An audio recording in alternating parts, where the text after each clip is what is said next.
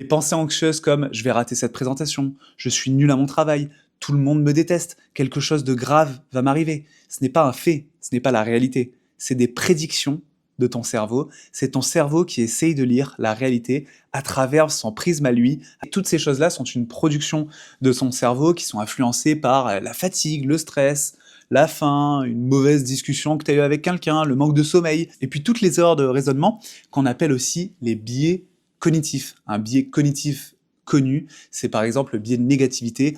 Ton cerveau va plus facilement retenir quelque chose de négatif que de positif. Ou alors la surgénéralisation.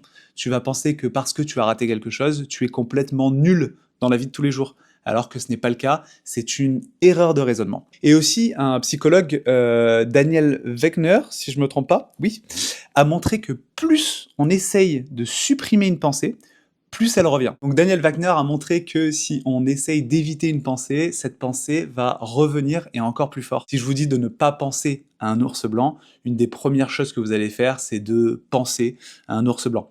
Donc dire arrête de penser à ça, c'est neurologiquement contre-productif.